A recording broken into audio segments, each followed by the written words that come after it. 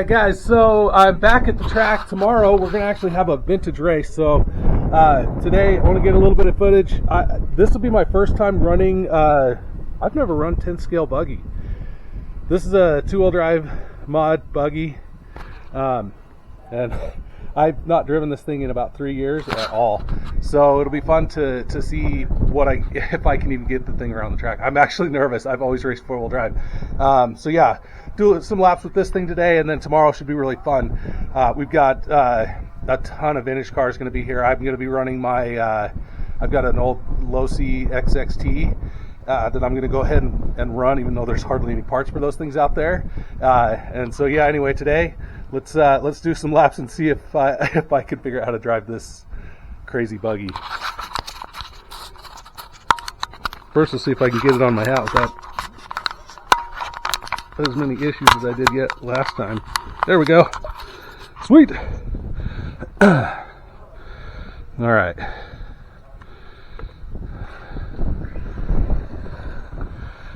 Yeah, I've always raced, oval obviously is all 2-wheel drive, but I have always raced 4-wheel drive rigs, and so it's going to be interesting to see so one thing I can tell you right off the bat is the car is, I got way too much throttle response in it, so I need to take some of that out, because that was about 1/10 of a throttle right there. Obviously, tires are going to be a problem, because I'm running, the track's got no prep, and so I'm running a pin tire right now, so we'll see what that does. I'm going to blink off for 1 sec while I pick up this car, and we'll come back.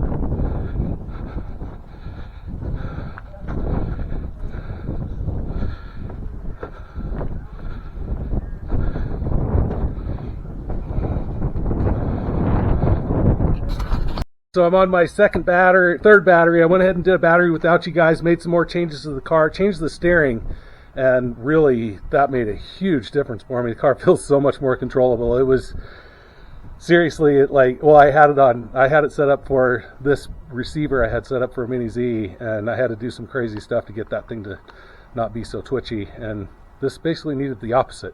So anyway, yeah, I got this thing working a lot better. So share some time with you guys on this battery and see how this goes. This I brought 4 batteries. It's hot out here. I'm probably gonna run this one last battery, this third battery, and call it a day, but we'll be out here again tomorrow. I'm probably gonna do just separate videos, so maybe try and figure out a way to get this video out tonight, let you guys see this, and then you can see how wow, it's so slippery up there. You guys can see how things go. It's going to be really fun to see how, I know when I got my Typhon out on the wet track for the first time, it took a bit to get used to how much more grip I had. I think I told you guys I was running slicks out here in these conditions, which frankly I think were totally fine, but yeah, getting out on it for the first time with a pin tire, I was running a GRP tires is what I went ahead and found for that 8-scale car, in a soft compound in a pretty tight pin. I got a wider pin for when it's a little looser, and then a tighter pin for when the conditions are more what we typically see on this track. And but yeah, it's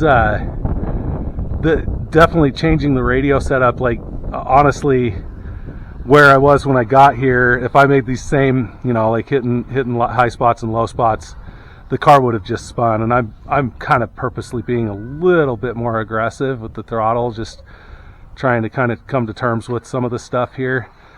But yeah, it's so good. Yeah, you can see like how important it is to stay in that line. Like I was telling you guys, like there's that nice firm line, and it's kind of the same. It's really the same line on race day where you want to be. It's probably a lot to, it's a good way to like learn about racing and racing line is just this right here. Like you want to be on the insides of corners, right? And you want to straighten out straightaways and as much as you can. Obviously, it's harder with this than it is. I've raced autocross and go-karts, and obviously like in sim racing, and obviously in a real car you're able to straight line things way more than what you could with an RC car. But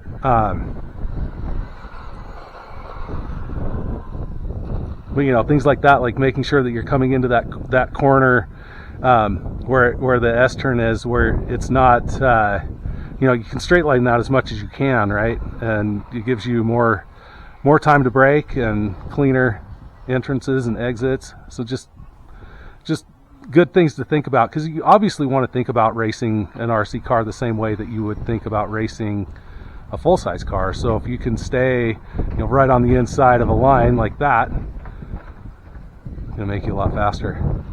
That's not a good line. And here, like I say, it's really interesting because like if you stray from the good line, you're in the marbles and you're hosed like that. I surprised to not see anybody out here. I can tell you this event tomorrow, there's I don't know how many people we have. It looks like there's going to be about 60 or so entries. So there'll probably be 30 or 40 racers. Hopefully we get some racers from out of town. That'd be nice to see. This is kind of a one-off event. Everything's 10 scale. So normally outdoor you're primarily 8 scale. And this is a 10 scale only. The only place where we're going to have any 8 scale would be in novice tomorrow. They will obviously have a novice class because they want to encourage people to get out and race. But yeah, for the dedicated classes, it's all 10 scale. It's just kind of a special one-off. They're actually going to be doing a belt. It's going to be really cool. They're gonna put the winner's name on the belt, on the inside of the belt, and maybe they're saying it's going to live, that the winner is going to take the thing with them. We'll see how that plays out, because you don't want stuff to disappear.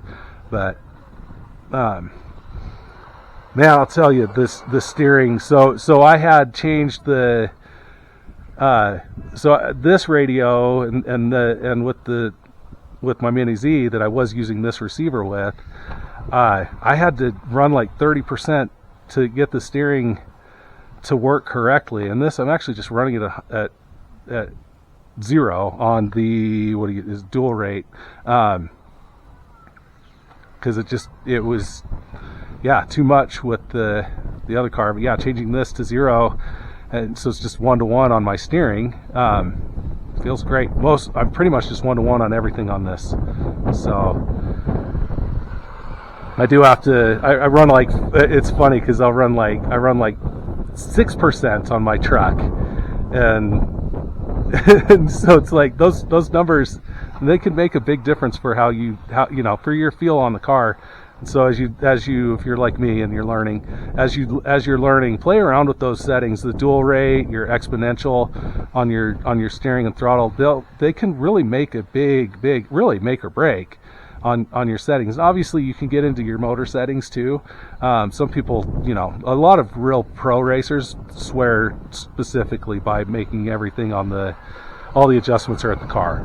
They don't like to do the adjustments at the radio, but it sure is nice for us. So, the thing we have to remember, same thing, kind of like looking at setup sheets and stuff like that, is we don't have an opinion yet. If you're, if you're a novice or newer driver like I am, I feel like I've been at this. So I think I told you guys, and I forgot to mention last time. So we're almost June right now. I started.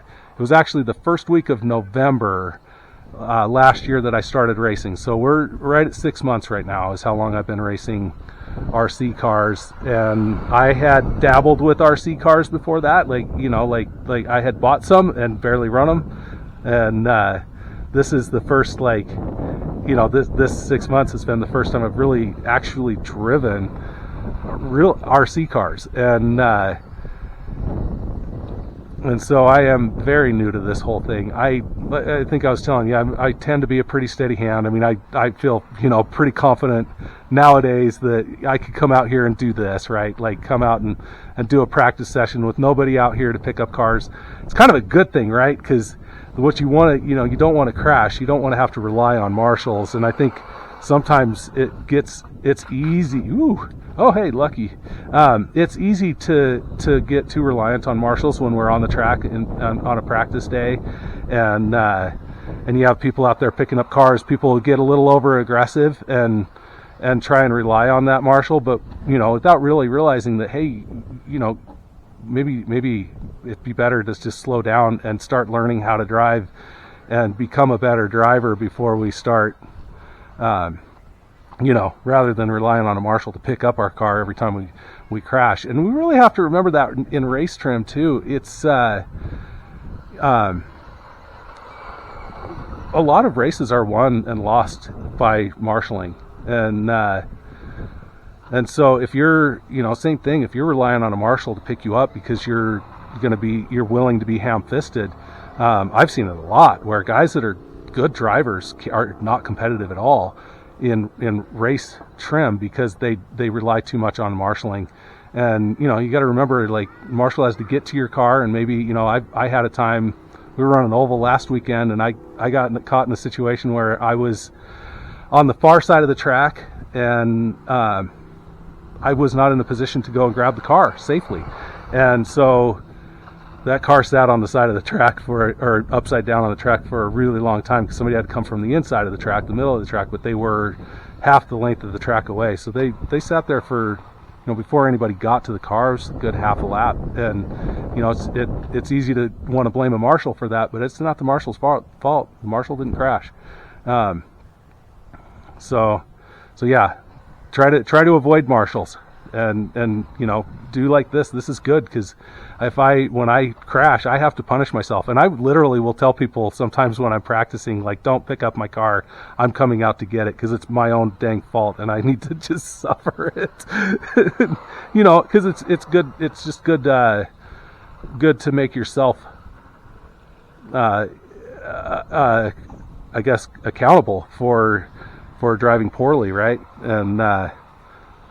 And getting out here, getting out to the track like this, like by yourself. Like if I make a mistake, I got to go out and pick it up. And it's way more fun to spend 10 minutes driving the car than 3 minutes driving the car than a minute picking it up, and then 2 minutes driving the car and a minute picking it up.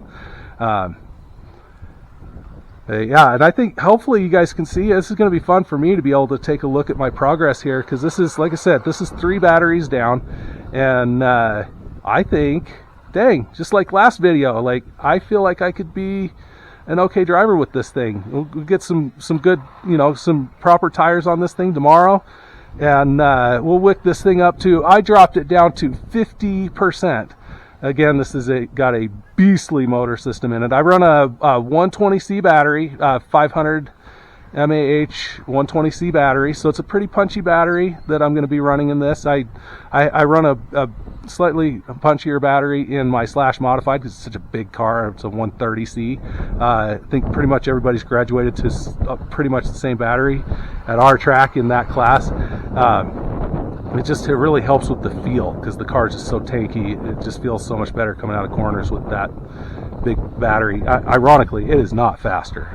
One thing that I think we get misunderstand about like C on batteries. It's your punch, so how hard the car accelerates, or how hard the battery discharges to full output, right? So you're outputting at a lower output initially, and then it's going to go to full output, and it's that time is quicker. So yes, technically it's faster, but I've seen quite a few tests where people have actually gone and measured the C ratings on batteries and done time comparisons, and a lot of the time the lower C rating batteries are actually faster in practice. So just like me cranking this motor down, my radio down, so I'm literally running this thing at 50%. Sometimes having a weaker battery can be to your benefit. I think I'm going to make this my last lap, and see if I can bring this thing home without too many problems. But yeah, I'm really pleased with how the car is feeling now. I think the car actually feels really good, and I actually think I'll be able to be pretty competitive with this thing. I gotta go clean it up. This dirt is so messy, so I actually don't own a compressor, so I might have to. It might be the day I buy a compressor. Ooh, look at that. See, there's a good thing about getting out and doing some testing. It looks like I lost a C-pin or clip, so I almost lost an A-arm. So anyway, so yeah, another fun practice day. This is again basically my first day really running a 10-scale 2-wheel drive mod buggy, and an older buggy. You can see it's quite the mess now. I've got another wing. I might do a little cleaned up wing, and anyway, I will see you